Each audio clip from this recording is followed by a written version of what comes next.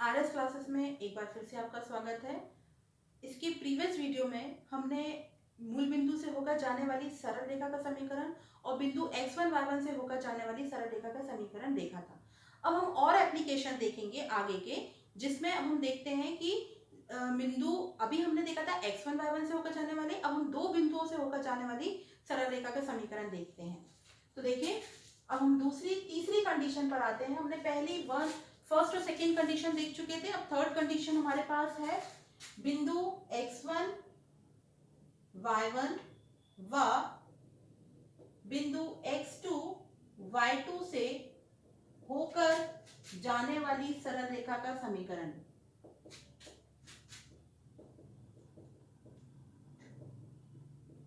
तो उस रेखा का समीकरण क्या होगा जो बिंदु x1 y1 से होकर जाती है, x2 y2 से होकर जाती है। अभी हमने एक बिंदु से होकर देखा था, अब हम दो बिंदुओं से होकर देखेंगे। तो सबसे पहले हम एक डायग्राम ड्रॉ कर लें। सबसे पहले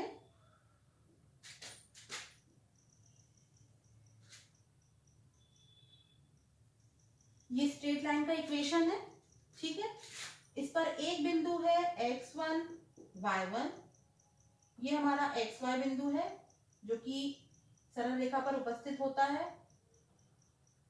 x y, ठीक है। दूसरा यहां पर हमारा बिंदु है x2 y2, ठीक है। इन बिंदुओं के निर्देशांक ले लेते हैं a b, इसके निर्देशांक हम ले लेते हैं d। इन बिंदुओं से हम सबसे पहले क्या करेंगे, परपेंडिकुलर डालेंगे। a m perpendicular on x axis, d से परपेंडिकुलर हमने x एक्सिस पे डाला, ये हमारे x और y एक्सिस है, तो हम यहां से d से परपेंडिकुलर डालेंगे dn perpendicular on x axis, और b बिंदु से हम परपेंडिकुलर डालेंगे s, bs perpendicular on x axis. Okay, इस तरीके से हमने तीन परपेंडिकुलर ड्रॉ किए हैं। यहां से हम क्या करेंगे, एक लाइन ड्रॉ करते हैं, यहां से भी हम एक लाइन ड्रॉ करते हैं। ये परपेंडिकुलर है, ठीक है। अब हम y एक्सिस पे परपेंडिकुलर डाल रहे हैं, तो ये जो परपेंडिकुलर डाला है इसको हम नाम दे देते हैं a e, और इसको नाम दे देते हैं f, ठीक है। तो हमने ए ई परपेंडिकुलर ड्रॉ किया है bs पर, दूसरा परपेंडिकुलर हमने ड्रॉ किया है df परपेंडिकुलर ऑन bs, ठीक है। bs पर हमने दो परपेंडिकुलर ड्रॉ किए हैं, एक हमने a पॉइंट से ड्रॉ किया है और एक d से ड्रॉ किया है। df परपेंडिकुलर bs है और ae परपेंडिकुलर क्या है, bs है, ठीक है। अब हम इनके क्या करेंगे, डिस्टेंस आपने जैसे पहले वीडियो में देखा था कि हमने वैल्यूज को निकाला था, तो हम वैल्यू को निकालेंगे। आपको पता है कि ये थीटा एंगल है, ठीक है, और ये मूल बिंदु है, इसके निर्देशांक O है। ये आप देखोगे यहाँ पर एक ट्रांसवर्जल लाइन ये है, एक ट्रांसवर्जल लाइन ये है, ठीक है। तो यदि ये ट्रांसवर्जल लाइन है तो आपको पता है कि यदि तिर्यक रेखा जो होती है, यदि समांतर रेखा को काटती है तो उनमें करस्पॉन्डिंग एंगल बनते हैं, संगत कोण बनते हैं, उनके मान क्या होते हैं, बराबर होते हैं। तो यदि ये थीटा है तो ये भी थीटा एंगल होगा, ये भी थीटा एंगल होगा। अब आपको देखिए यहाँ पर दो ट्राइंगल मिल रहे हैं, ठीक है। थोड़ा सा टिपिकल लगेगा लेकिन इजी ही है, ज्यादा आपको टफ नहीं लगेगा। हम वैल्यूज को निकालते हैं। सबसे पहले हम वैल्यू निकाल लेते हैं OM और दो ट्राइंगल। हम अब देखिए हमारे पास यहाँ पे दो ट्राइंगल बन रहे हैं, ट्राइंगल के पहले हम नाम लिख लेते हैं। एक ट्राइंगल हमारे पास बन रहा है A, इसको भी हम नाम दे देते हैं, क्या नाम दे देते हैं, चलिए हम इसको Q नाम दे देते हैं,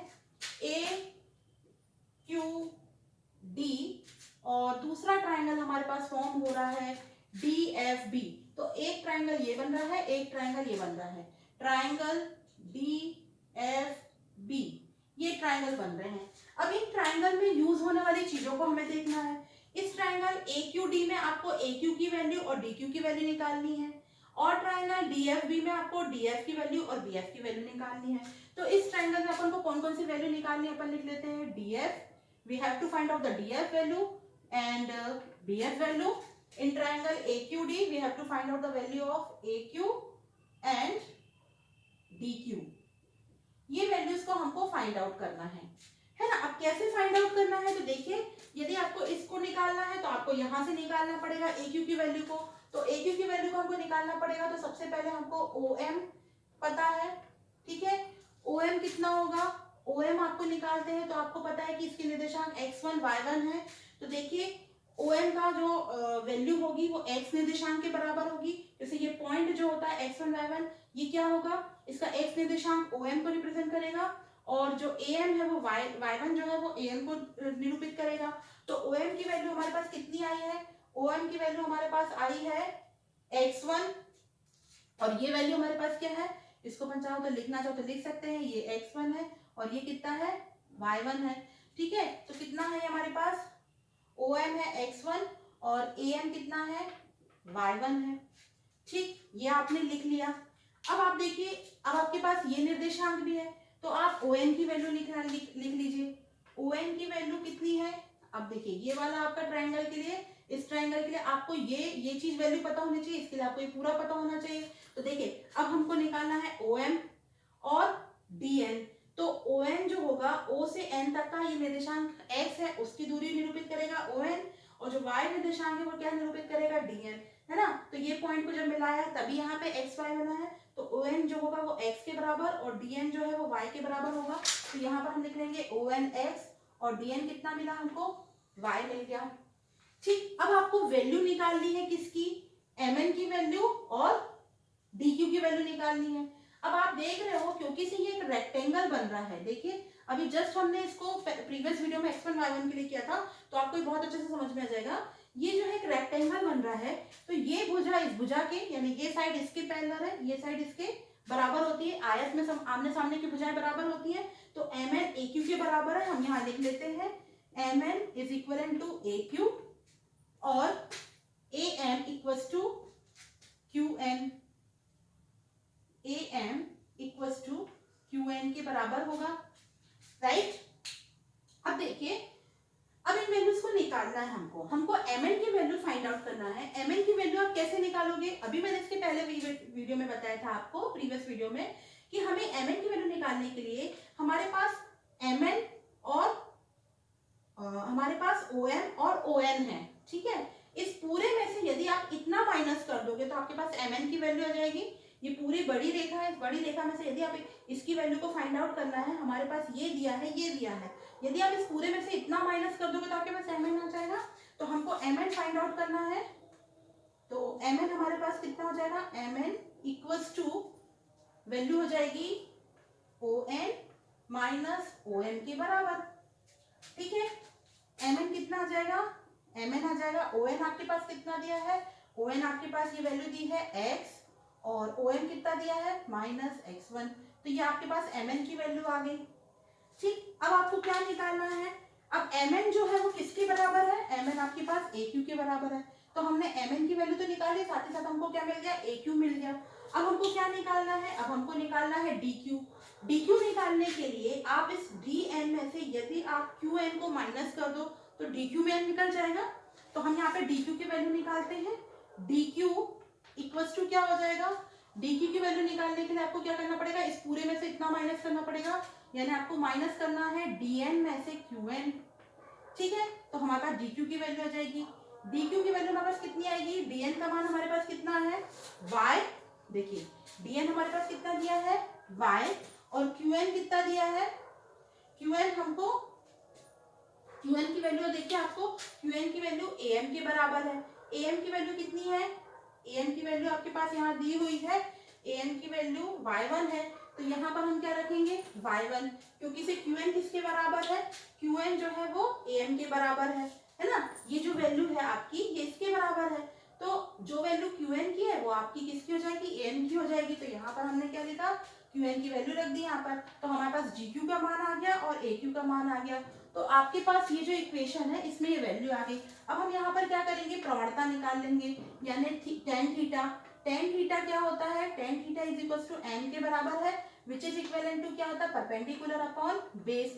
तो जो ये इक्वेशन है आपके पास, क्योंकि थीटा तो दोनों के लिए बराबर होगा, है ना, m की वैल्यू तो दोनों के लिए बराबर है, यहाँ पर भी वही एंगल है, यहाँ पर भी वही एंगल है। तो देखिए अब हम यहाँ पर वैल्यू निकालेंगे, हमारे पास परपेंडिकुलर दिया हुआ है dq और पास वैल्यू दी हुई है ए क्यू। ए क्यू हमारा क्या है, बेस है, और बी क्यू क्या है, परपेंडिकुलर। तो ये वैल्यूज को हम यहाँ रखते हैं y minus y one upon base की वैल्यू हमारे पास आई है, बेस कितना है हमारे पास, ए क्यू। ए क्यू की वैल्यू कितनी है हमारे पास, ए क्यू की वैल्यू है हमारे पास x माइनस एक्स वन। तो ये जो हमारे पास अभी पूरा इक्वेशन आया है, इसको हम दे देते हैं इक्वेशन नंबर 1। ठीक है। सिमिलरली अब हमारे पास देखिए ट्राइंगल है डी एफ बी। अब हम इस डी एफ बी ट्राइंगल में निकाल लेते हैं।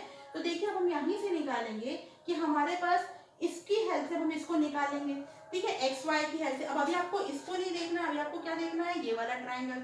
तो इस वाले ट्राइंगल के लिए आपको देखो यहीं से वैल्यूज निकालनी पड़ेगी। अब हम x1 y1 को, अभी आप थोड़ी देर के लिए x1 y1 को नहीं देखिए, अब आपको केवल इन दोनों को कंपैरिजन करके निकालना, क्योंकि तो हमको वैल्यू निकालनी है डीएफ की और बीएफ की वैल्यू निकालनी है। तो कैसे निकालेंगे, तो सबसे पहले अपन वही इसी तरीके से करते हैं। हमारे पास ओ एस, देखिए अब यहाँ पर आप निर्देशांक देख रहे हो x2 y2, तो O से लेके S तक की जो दूरी है वो क्या बता रही है, x2 निर्देशांक को, और B से लेके S तक क्या बता रहा है, y2। तो अब हमारे पास जो जो चीजें हम उसको लिख लेते हैं। हमारे पास OS की वैल्यू है x1 और हमारे पास BS की वैल्यू दी हुई है कितनी, y2, x2 और y2। OS हमारे पास दिया है x2 और BS हमारे पास दिया है y2। सिमिलरली हमको OM चाहिए है, अभी हमको अब x1 y1 नहीं चाहिए है, तो हम OM और इसको हम नेग्लिजिबल मानेंगे। अभी हम वैल्यू निकालेंगे ON की।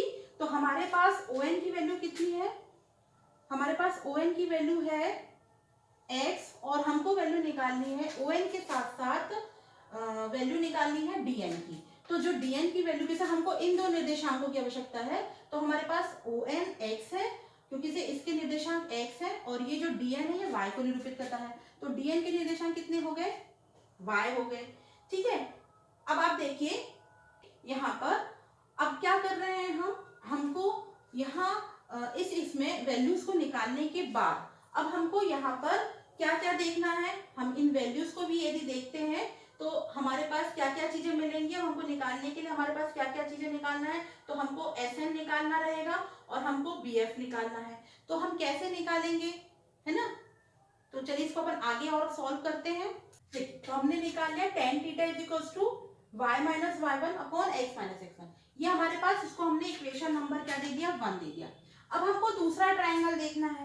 अब दूसरा ट्राइंगल हमारे पास दो बन रहे थे, एक बन रहा था ADQ और दूसरा BDF। लेकिन अब हम क्या देख रहे हैं, हमको इस बड़े ट्राइंगल को भी देखना है। ठीक है, तो हम अब ट्राइंगल लेते हैं, क्योंकि से हमको इन दो बिंदुओं से होकर निकालना है, तो हमको इस बिंदु को कंसीडर करना पड़ेगा। तो अब हम x और y इसको हम क्या करेंगे, नेग्लिजिबल मानते हैं। ठीक है, इसको हमने क्या करा, नेग्लिजिबल माना। तो अब हम इस बड़े ट्राइंगल को कंसीडर करेंगे, जो कि हमारे पास है ट्राइंगल हमको कंसीडर करना है BAE ट्राइंगल। ठीक है, BAE ट्राइंगल में आप देखिए अब हमको वैल्यू निकालना पड़ेगी। AE की वैल्यू फाइंड आउट करना है, और दूसरी हमको निकालना है BE की वैल्यू। हमको ये दो वैल्यू को इस ट्राइंगल में फाइंड आउट करना है। तो AE की वैल्यू निकालने के लिए अब आपको वैल्यू कौन कौन सी होनी चाहिए, देखो AE, अब आपका यहाँ पर भी देखो एक रेक्टेंगल बन रहा है। तो ये जो है, अब आप बीच की लाइन को यदि इस लाइन को यदि आप स्किप कर दो, तो आपके पास AE जो है वो MS के बराबर है। तो हम यहाँ लिख लेते हैं AE इक्वल्स टू MS। ठीक है, और ES जो है वो AM के बराबर है। तो ये आपका एक रेक्टेंगल बन रहा है AESM, जिसमें AE जो है वो MS के बराबर है और ES जो है वो AM के बराबर है। तो हम यहाँ लिख लेते हैं AM इक्वल्स टू क्या हो जाएगा, ES के इक्विवेलेंट। ठीक है, अब हम इनकी वैल्यू निकालेंगे। तो हमें वैल्यू निकालनी है किसकी, हमें वैल्यू निकालनी है MS की। MS AE के बराबर है, और हमारे पास ट्राइंगल क्या बन रहा है, ABE। इस ABE ट्राइंगल में क्या है, यदि हमने इसको थीटा है तो ये हमारा बेस होगा और ये परपेंडिकुलर होगा। ठीक है, तो हमको AE की वैल्यू फाइंड आउट करनी है। तो AE की वैल्यू निकालने के लिए AE क्योंकि से MS के बराबर है, तो हम इसको क्या लिख सकते हैं, MS की वैल्यू निकालेंगे। MS इक्वल्स टू क्या है हमारे पास, MS हमारे पास AE के बराबर है, तो हम MS की वैल्यू निकालेंगे। इस पूरे में से OM को माइनस कर दो तो कितना हो जाएगा, OS माइनस OM। ठीक है, इसको माइनस करेंगे तो आप देखिए MS बराबर कितना मिल जाएगा, OS आपके पास कितना है, OS की वैल्यू आपके पास यहाँ पे वैल्यूज लिख लेते हैं। OS की वैल्यू हमारे पास है y2 है ना, OS y2 के बराबर है और OM किसके बराबर है, OM हमारे पास x1 के बराबर है। तो यहाँ OS की वैल्यू लिख लेते हैं हम y2 और OM की वैल्यू हमारे पास हो जाएगी x1। तो हमारे पास MS इक्वल्स टू AE मिल गया, यानी ये हमें AE की वैल्यू मिल गई। ठीक है, अब अपन किसकी वैल्यू निकालेंगे, अब हम वैल्यू निकालते हैं किसकी, BE की। तो हमको वैल्यू निकालनी है BE। BE की वैल्यू कैसे निकालेंगे, है ना, अभी देखिए हमने ये वैल्यू निकाली थी MS which is equivalent to AE। अब हमको निकालना है किसकी वैल्यू, अब हमको वैल्यू निकालना है BE की। अब ये डीएफ वाली लाइन मत देखिए, हमको निकालना है BE की वैल्यू। BE की वैल्यू निकालने के लिए देखिए, यदि आपको BE इतनी वैल्यू निकालनी है तो इस पूरे में से यदि आपने इतना माइनस कर दिया तो आपको क्या मिल जाएगा, BE मिल जाएगा। ठीक है, तो BE इक्वल्स टू हो जाएगा हमारे पास BS माइनस ES। ठीक है, और आपको ES पता है कि ES किसके बराबर है, AM के बराबर है। अभी हमने यहाँ लिखा भी है ES AM के बराबर है। तो BE की वैल्यू निकालने के लिए हमारे पास BS जो है, BS कितना है, BS इस y2 निर्देशांक के BS जो था वो हमारे पास y2 निर्देशांक के बराबर है।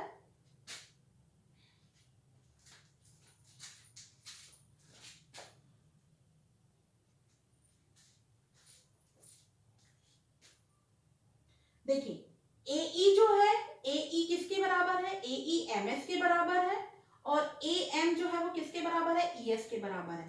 ठीक है, तो अब हमको वैल्यू निकालनी है AE की, है ना। AE की वैल्यू निकालने के लिए हमको क्या करना पड़ेगा, MS निकालना पड़ेगा, क्योंकि से AE किसके बराबर है, AE MS के इक्विवेलेंट है।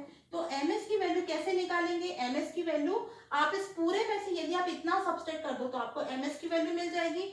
तो देखिए MS इक्वल्स टू क्या लिख सकते हैं हम, OS माइनस OM। यदि आप OS में से OM माइनस करोगे तो आपको MS मिल जाएगा और MS AE के बराबर है। तो MS equals to OS, OS क्या है, इसके x निर्देशांक के बराबर है और इसका x निर्देशांक की वैल्यू कितनी है, x2 और OM की वैल्यू कितनी है, x1। तो देखिए हमारे पास क्या वैल्यू आ गई, AE की वैल्यू आ गई। ठीक है, अब हमको क्या निकालना है, अब हमको निकालना है BE। ठीक है, क्योंकि से हमको इस ट्रायंगल में AE की आवश्यकता है और BE की आवश्यकता है, तो अब हम निकालेंगे वैल्यू BE की। तो BE जो होगा वो कैसे निकालेंगे, आप देख रहे हो इस पूरे में से, इस BS में से यदि आपने ES माइनस कर दिया तो आपको क्या मिल जाएगा, BE। इसको हम लिख लेते हैं, BE इज इक्वल्स टू क्या हो जाएगा, यदि आप इस पूरी बड़ी लाइन BS में से ES को माइनस कर दोगे तो आपको क्या मिल जाएगा, BE मिल जाएगा। ठीक, अब देखिए ES जो है वो किसके बराबर है, आपको पता है ES जो है वो इक्विवेलेंट है AM के। ठीक, अभी हमने यहाँ लिखा भी है। तो अब यहाँ पे वैल्यू रखेंगे BE इक्वल्स टू BS किसके बराबर है, इसके y निर्देशांक के बराबर। तो BS की वैल्यू कितनी है हमारे पास, y2 है। ES कितना है, तो देखिए ES जो है वो AM के बराबर है और AM किसके बराबर है, y1 के बराबर है। तो हमारे पास किसकी वैल्यू आ गई, BE की वैल्यू भी आ गई।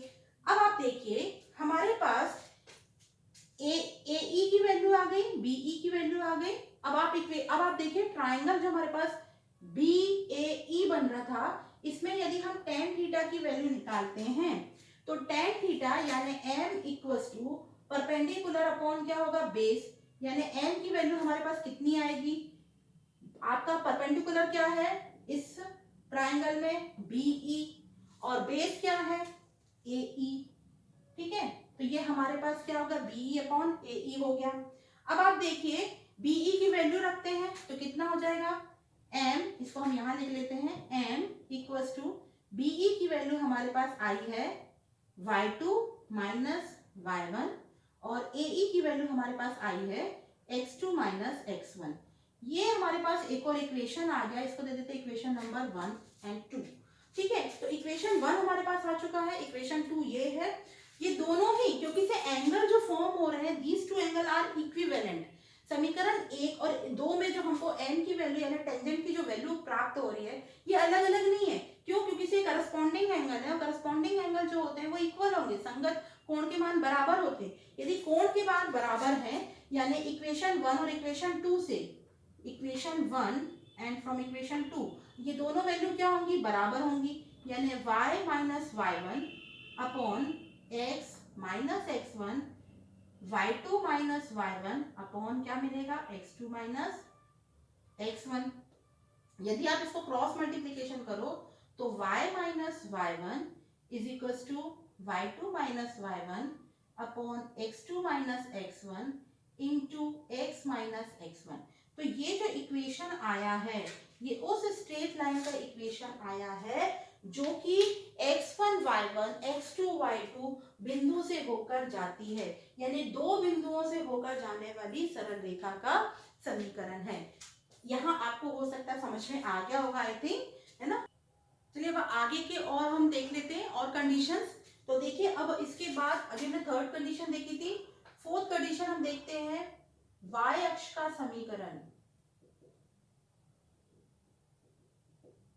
ठीक है, y अक्ष का समीकरण क्या होगा, तो देखिए यदि कोई सरल रेखा है ना, अब हम इसको डायग्राम से बना के बताते हैं। ये x एक्सिस है, ये y एक्सिस है। यदि कोई सरल रेखा y एक्सिस पर स्थित है, ठीक, y अक्ष पर स्थित है यदि कोई सरल रेखा, तो क्या होगा, उस सरल रेखा का समीकरण क्या होगा जो y अक्ष पर ही स्थित है। तो हमारे पास सरल रेखा का समीकरण पहले हम लिख लेते हैं, y इज इक्वल टू क्या होता है mx प्लस c, जहां m क्या होता है tan थीटा और थीटा क्या होता है x अक्ष की धनात्मक दिशा से बना कोण होता है, और c क्या होता है अंतःखंड। तो पहले तो ये रेखा कोई अंतःखंड नहीं काटेगी, तो y अक्ष पर यदि कोई रेखा उपस्थित है तो वो कितना अंतःखंड काटेगी, 0 अंतःखंड काटेगी। और y अक्ष पर स्थित है यानी x अक्ष पर क्या है, परपेंडिकुलर है। यदि x अक्ष पर परपेंडिकुलर है यानी कितने डिग्री का कोण बनाएगी, 90 डिग्री का कोण बनाएगी, यानी थीटा की वैल्यू कितनी हो जाएगी, 90। तो आप यहाँ पर वैल्यू रखोगे m इज इक्वल टू 1090, तो 1090 क्या होता है 1/0 यानी इंफिनिटिव होता है।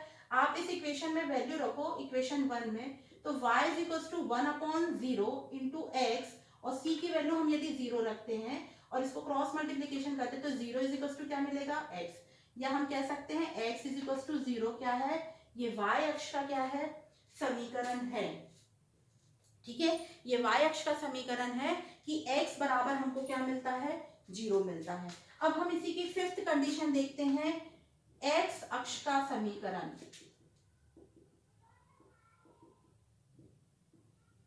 ठीक है, x अक्ष का समीकरण देखेंगे तो देखिए अब सरल रेखा कहां पर स्थित होगी, x एक्सिस पर ही उपस्थित होगी। ये क्या है ये y एक्सिस है और ये क्या है x। तो अब सरल रेखा x अक्ष पर है यानी ये अंतःखंड तो कितना काटेगी, 0।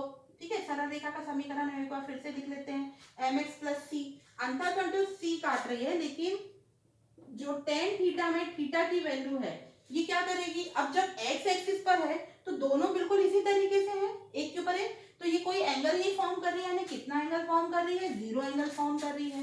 ठीक है, तो tan 0 की वैल्यू कितनी होती है, tan 0 की वैल्यू यहाँ पे 0 होती है, यानी m की वैल्यू हमको कितनी मिली, 0। तो y इज इक्वल टू क्या हो जाएगा, m की वैल्यू 0 डॉट x 0, यानी y इज इक्वल टू हमको क्या मिल जाएगा, 0। तो x अक्ष पर x अक्ष का समीकरण होता है y इज इक्वल टू 0 और y अक्ष का समीकरण होता है x इज इक्वल टू 0। अब हम नेक्स्ट कंडीशन देखते हैं जो कि सिक्स्थ कंडीशन है। यदि अब हम इस तरीके से देखें कि यदि सरल रेखाएं, ये दो सरल रेखाएं, एक सरल रेखा ये है, एक सरल रेखा ये है, इस सरल रेखा की प्रवणता यदि m1 है और इस सरल रेखा की प्रवणता m2 है और ये दोनों एक पॉइंट पर इंटरसेक्ट कर रही हैं और एक एंगल फॉर्म करती हैं थीटा, तो इस कंडीशन में यदि दो सरल रेखाएं एक दूसरे को काटती हैं,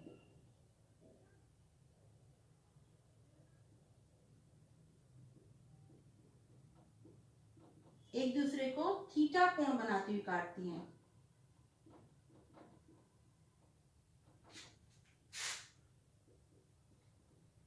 तो उस कंडीशन में हम क्या देखेंगे, उस कंडीशन में हम देखते हैं tan theta is equal to होता है m1 minus m2 upon 1 plus m1 m2।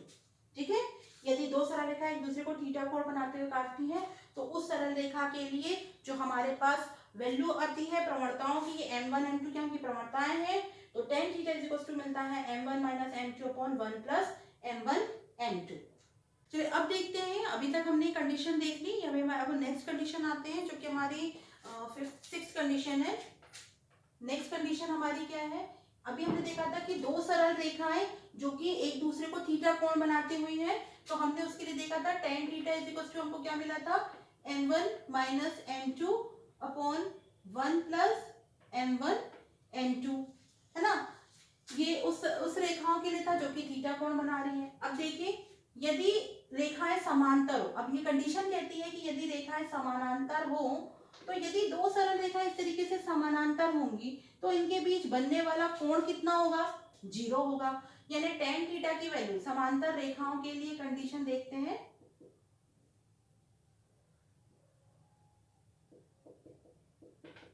समांतर रेखाओं के लिए, तो देखिए थीटा की वैल्यू क्या होगी, थीटा इज इक्वल टू 0, और tan थीटा की वैल्यू कितनी मिलेगी हमको, tan थीटा की वैल्यू कितनी हो जाएगी, 0।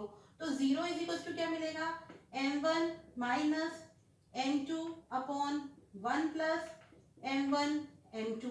ये आप क्रॉस मल्टीप्लीकेशन करोगे तो ये पूरी टर्मिनोलॉजी आपकी 0 हो जाएगी, आपको मिलेगा m1 minus m2 is equal to 0, m1 is equal to m2।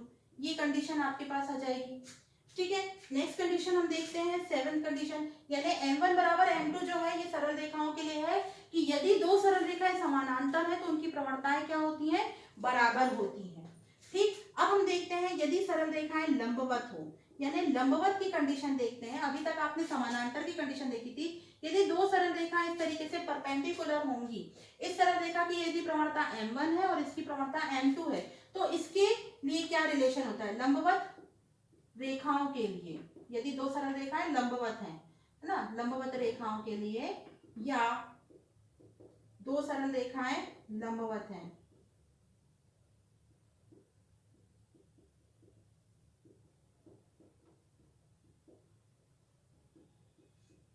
ठीक है। तो देखिए यदि दो सरल रेखाएं लंबवत हैं तो थीटा का मान कितना होगा, 90 डिग्री, और tan 90 की वैल्यू यदि आप निकालते हो तो कितना मिलता है, 1/0, विच इज इक्विवेलेंट टू क्या मिलेगा, m1 minus m2 upon 1 plus m1 m2। 1/0 is equal to m1 minus m2 upon, ये आपको हो जाएगा value 1 plus m1 m2। Cross multiplication करोगे तो ये टर्म आपकी पूरी 0 हो जाएगी और आपको मिलेगा 1 plus m1 m2 equals to 0। आप इस 1 को यहाँ लेके जाओगे तो आपको मिलेगा m1 m2 इक्वल्स टू -1। तो ये आपको जो कंडीशन मिलेगी, ये जो कंडीशन आपको मिल रही है m1 m2 is equals to -1, ये उन सरल रेखाओं के लिए है जो एक दूसरे के ऊपर लंबवत है, तो उनकी प्रवणताओं का गुणनफल -1 के बराबर होता है। तो ये सारी कंडीशन थी सरल रेखाओं की, जिस पर आधारित हमको न्यूमेरिकल प्राप्त मिलते हैं, है ना, और इसी से आधारित आपको न्यूमेरिकल एग्जाम में पूछे जाएंगे। और कुछ कंडीशंस होती है, कई बार इन कंडीशंस पे भी आपको क्वेश्चन आ सकते हैं कि सरल रेखाओं के जो कंडीशन है उनको लिखिए, है ना। ये सरल रेखा का समीकरण क्या है, सरल रेखाओं के समीकरण के साथ साथ इनके एप्लीकेशन जो है, उनकी विशेष परिस्थितियों को बताइए। तो आप ये ध्यान रखिए कि कौन कौन सी कंडीशंस हैं, आपको डेरिवेशन तो आता नहीं लेकिन आप इसको ध्यान रखिए। चलिए इसके बाद हम नेक्स्ट वीडियो में आपको न्यूमेरिकल रिलेटेड प्रॉब्लम जो कि सरल रेखाओं की हैं, हम वो सॉल्व करेंगे। Thank you.